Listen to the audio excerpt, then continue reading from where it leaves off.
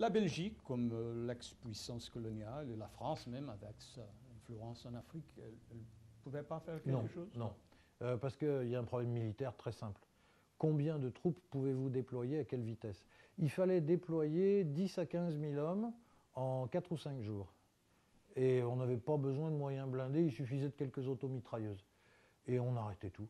Il y aurait quand même eu 50 000 morts, mais pas 800 000. Aujourd'hui, au Rwanda, le Tutsis et le Hutu, ils vivent bien ensemble? Il y a un Pas vraiment. potentiel de crise là-bas? Pas vraiment. Pas vraiment. Les Tutsis sont au pouvoir. Ils le font lourdement sentir. Les Hutus prétendent s'être repentis. C'est faux. À la première occasion, ils recommenceraient. La seule raison pour laquelle ils ne recommencent pas, c'est qu'ils ont peur du régime actuel, qui est très méchant. Et qui, s'ils bougeaient, les écrabouillerait tout de suite. Paul Kagame. Oui, oui. Comment vous l'évaluez? Ah, c'est un homme de fer, remarquablement intelligent, sans aucune espèce de pitié, avec une vision très élaborée du futur qu'il veut pour le Rwanda. Et il a tout mis en œuvre. Et jusqu'à présent, il a réussi tout ce qu'il a fait à 95%. Du Rwanda, on peut passer à la voisine République démocratique du Congo.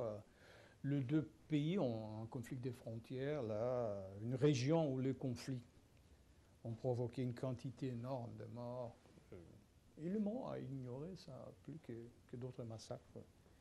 Quelle est la situation au Congo maintenant, surtout à côté de Rwanda? Ça va pas trop mal. Hein. Bon, jusqu'à il y a 6 mois, ça n'allait pas très bien. Maintenant, ça va un petit peu mieux parce qu'il y a eu une sorte d'accord entre le gouvernement rwandais et le gouvernement congolais pour laisser rentrer l'armée rwandaise, bousculer un petit peu ce qui reste des génocidaires, parce qu'il y a toujours d'anciens éléments génocidaires dans l'est du Congo. C'est pas vraiment terminé, mais en échange de l'autorisation de laisser rentrer l'armée rwandaise pour une opération coup de poing,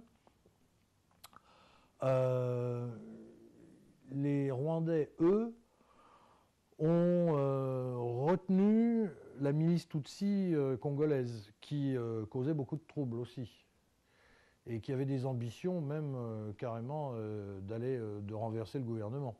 Donc, ça va pas très bien, parce que l'État est extraordinairement faible, que la base fiscale est très mauvaise, il n'y a pas d'impôts qui rentrent. Le prix des matières premières minières que vend le Congo s'est effondré avec la crise mondiale.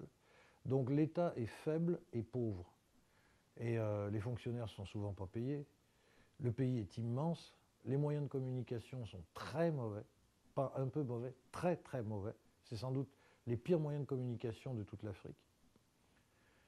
Surtout pour un pays avec une géographie très difficile. Et donc, la situation n'est pas vraiment bonne. Mais elle n'est pas non plus une situation de conflit aigu. Comme elle était avant. Non. C'est plutôt une question de crise économique larvée dont ils n'arrivent pas à sortir. On a parlé du massacre au Rwanda, le massacre au Congo, et on passe au massacre de Darfour. C'est inévitable. C'est un sujet de vos livres. Hein. Oui. Le crime là-bas, il continue. Pas vraiment. C'est très compliqué la situation du Darfour, parce que la période du vrai génocide s'est étendue de 2003 au début 2005, sur environ, je dirais, 15-16 mois. Et là, bon, c'était carrément une politique génocidaire. Et qui tue qui?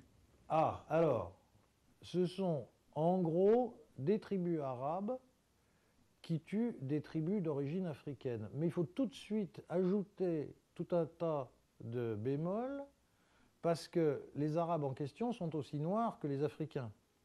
Alors vous me direz, mais qu'est-ce qui les différencie? Ben, c'est la question de la langue. Si vous parlez ce qu'on appelle en arabe l'ukhatallah, c'est-à-dire la langue de Dieu, c'est-à-dire l'arabe, car Dieu parle arabe, quand on est musulman, ou du moins son prophète, là, vous êtes un arabe. Mais si vous venez de l'extérieur et que vous vous promenez au Darfour, à première vue, vous ne reconnaissez pas un arabe d'un non-arabe. Par contre, eux le savent très bien. Et il y a une différence aussi géographique et économique. C'est-à-dire que les tribus arabes sont souvent des tribus nomades, d'éleveurs, alors que les tribus africaines sont des tribus de cultivateurs sédentaires.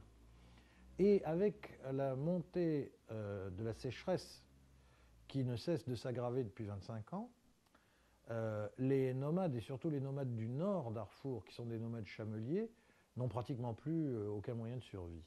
Donc leur idéal, c'est de bouffer les terres des sédentaires paysans.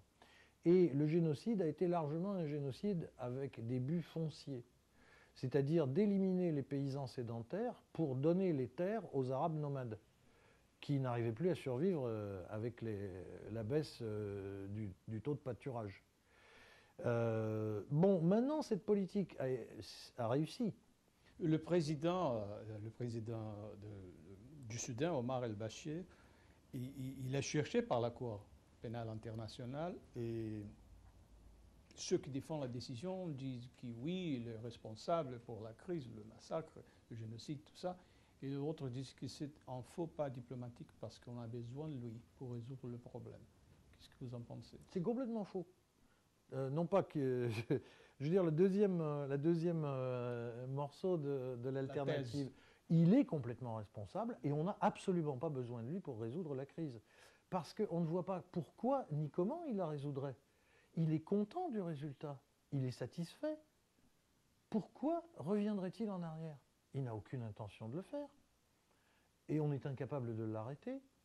Et on n'a absolument pas besoin de lui pour résoudre la crise, c'est le contraire.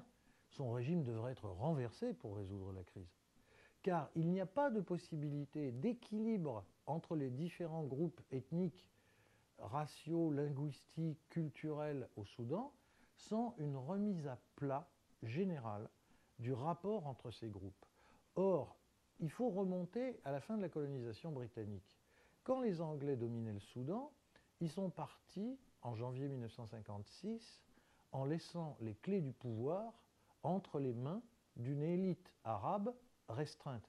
Pas les Arabes du Darfour, les Arabes du centre du pays, les Arabes de ce que j'appelle le triangle sacré, c'est-à-dire ce qui va de Atbara à Kosti et à Guédaref vers l'est. Et Khartoum est au centre de cette région. À l'intérieur de ce triangle-là, vous n'avez peut-être que 30% de la population, mais vous avez 80% des banques, vous avez 80% des médecins, vous avez 80% des routes goudronnées. C'est le vrai pays. Et le restant du pays, ce sont des périphéries. Et d'ailleurs, ça ne concerne pas que les négros africains. Ça concerne aussi des groupes qui sont par exemple ni noirs ni arabes, comme les Bédjas de l'Est à la frontière de l'Érythrée, comme les chrétiens noirs du Sud, comme les noirs musulmans de l'Ouest, et même comme des gens comme les Nubiens à l'extrême nord, qui eux sont quasiment des Égyptiens blancs. Toutes les régions marginalisées du Soudan sont toutes dans un rapport d'inégalité, de subordination et d'exploitation économique par rapport à ce cœur du pays.